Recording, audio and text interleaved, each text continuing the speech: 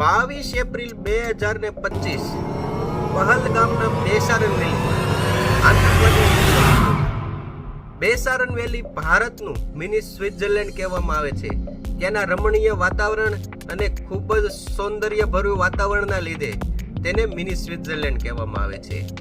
અત્યાર સુધીની જાણકારી મુજબ અત્યાર સુધી 28 લોકોના મોત થયા છે, જેમાં બધા જ પુરુષો છે અને આ બધા જ પુરુષો હિન્દુ ધર્મને માને છે. તેમાં આમ જે બેસારન વેલી છે તે જમીનથી ઘણી ઊંચાઈ પર આવેલું છે, તેથી ત્યાં માત્ર ને માત્ર હેલિકોપ્ટર અથવા તો પગપાળા અથવા તો ખચ્ચરના ઉપયોગથી જ ત્યાં સુધી પહોંચી શકાય છે.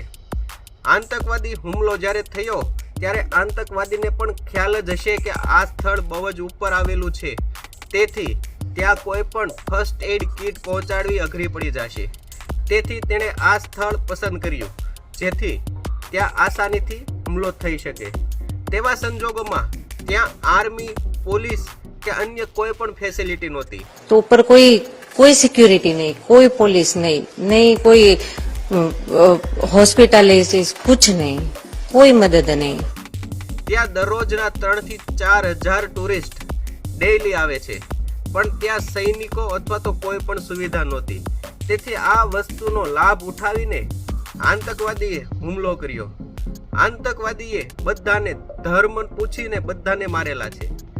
મુસલમાન જે છે તેને આમાંથી બક્ષવામાં આવેલા છે. માત્ર જે હિન્દુ હોય કલમા પઢવાનું કીધેલું, પણ કલમા જેણે નથી પઢેલા તેને.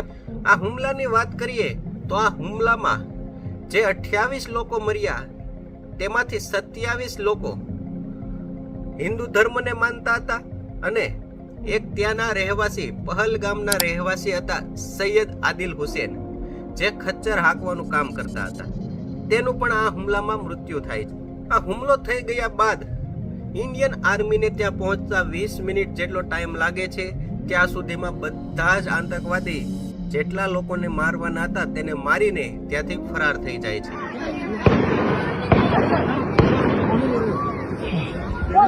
પાકિસ્તાન બેઝ ટેરર ગ્રુપ લશ્કરે તાયબાની અંડર TRF, જેનું ફૂલ ફોર્મ એવું થાય છે કે ધ રેઝિસ્ટન્સ ઓફ ફ્રન્ટ, એની હેઠળ 2 વર્ષ અગાઉ કાશ્મીરી પત્રકારોને ધમકી મળેલી.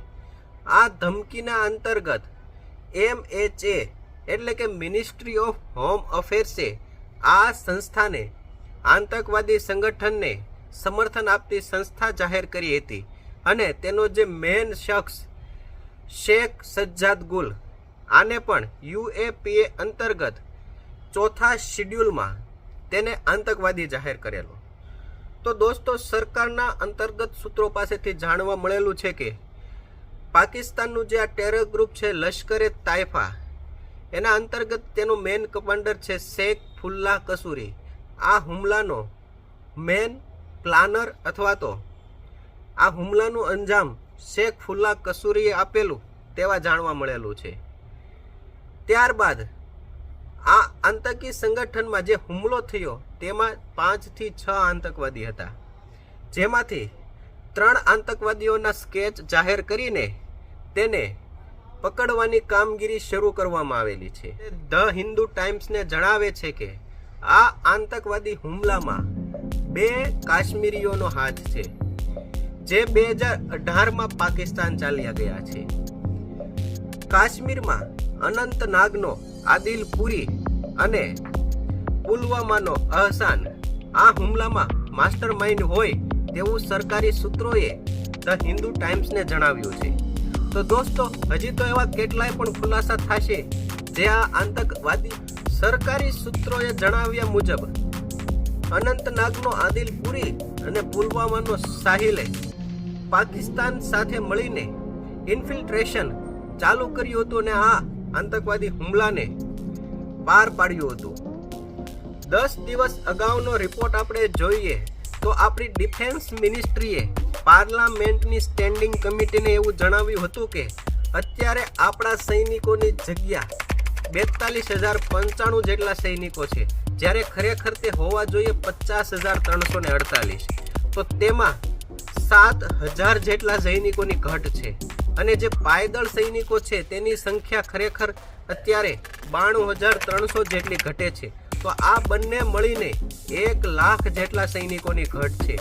આ સંજોગોમાં ડિફેન્સ મિનિસ્ટ્રી એવું કહે છે કે સૈનિકોની બદલી વારંવાર કરવામાં આવે છે, તેથી સૈનિકો પોતાના કામ પર પૂરતું ધ્યાન આપી શકતા નથી અને આ થકાવના લીધે તેને બહુ જ તકલીફ થાય છે. ઓગસ્ટ 2022ના ટેલિગ્રાફના રિપોર્ટમાં એવું જણાવવામાં આવેલું છે કે કોવિડ પછીના 2 વર્ષ સુધી કોઈ પણ સૈનિકોની ભરતી થઈ નથી, જેના સંજોગે પાયદળ અને મેન આર્મીમાં 1 લાખ જેટલા સૈનિકોની વેકેન્સી છે. આ 1 લાખ સૈનિકોની સંખ્યા ક્યારે ભરાશે તેનું પણ કોઈ અત્યાર સુધીમાં પ્લાનિંગ નથી, જેના કારણે આવા આતંકવાદી હુમલા થાય છે ત્યારે સૈનિકોને એક જગ્યાએથી બીજી જગ્યાએ ટ્રાન્સફર કરવામાં આવે છે. તેથી આવા આતંકવાદી પોતાના ટાર્ગેટને પૂરો કરી જાય છે અને તેમાં કોઈ પણ કાર્યવાહી થતી. આ આતંકવાદી હુમલાના વિક્ટિમ વિજય નારવાલની બહેન હરિયાણાના સીએમને એવું કહે છે કે મારો ભાઈ 1.5 કલાક સુધી જીવતો હતો. જો ત્યાં આર્મી ટાઈમસર પહોંચી ગઈ હોત તો મારો ભાઈ જીવતો રહેત. उसको बोला वो मुसलमान नहीं है, उसको गोली मार दी, 3 मारी, कोई नहीं आया वहाँ पे 1.5 घंटा. આપણા હોમ મિનિસ્ટર અમિત શાહે કહ્યું છે કે આ આતંકવાદીને છોડવામાં નહીં આવે. તે જે કોઈ પણ ખૂણામાં સંતાયેલા હશે કે કાંઈ પણ જગ્યાએ હશે તેને પકડીને તેને પૂરેપૂરી સજા કરવામાં આવશે અને આ આતંકવાદી હુમલામાં જે કોઈ પણ સંડોવાયેલા હશે તેને સખ્તમાં સખ્ત સજા કરવામાં આવશે. જમ્મુ કાશ્મીરના સીએમ ઓમર અબ્દુલ્લાએ કહ્યું કે આ હુમલો જેણે પણ કર્યો છે તે માનવ ના હોઈ શકે, તે જાનવર હોઈ શકે, કારણ કે તે એટલી દરિંદગીથી હુમલો કરે છે તો તે માણસ તો હોય જ ના શકે. 35 साल सबसे ज्यादा लोग अगर इन 35 सालों में કાશ્મીરની બહાર મુસ્લિમ સંસ્થા જમાયત ઉલેમાએ હિંદે પણ આ આતંકવાદી હુમલાને વખોડ્યો છે, તેની નિંદા કરી છે.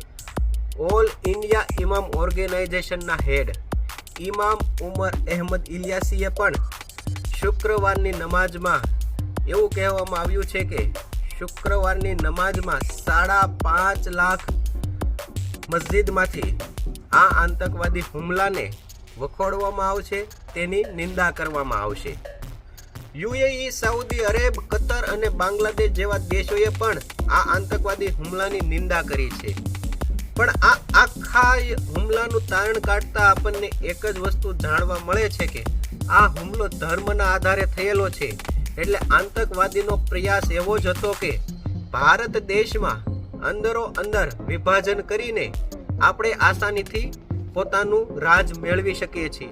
ये हमला सिर्फ निहत थे पर्यटकों पर नहीं हुआ है, देश के दुश्मनों ने भारत की आत्मा पर हमला करने का दुस्साहस किया है. તો દોસ્તો આ હુમલા પરથી આપણે એક જ વસ્તુ શીખવા જેવી છે કે આપણે ભારત દેશની અંદર સિંધુ, શીખ, ઈસાઈ બધાએ સાથે મળીને એકબીજાને સાથ સહકાર આપવાની જરૂર છે, ના કે હિન્દુ મુસ્લિમ ધર્મ વિરોધી કરીને એકબીજા સાથે લડવાની જરૂર છે.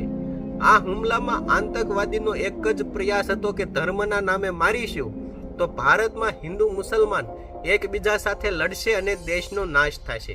તો દોસ્તો તમને આ વિડીયો પસંદ આવ્યો હોય તો બને એટલું શેર કરજો અને લાઈક કરી દેજો.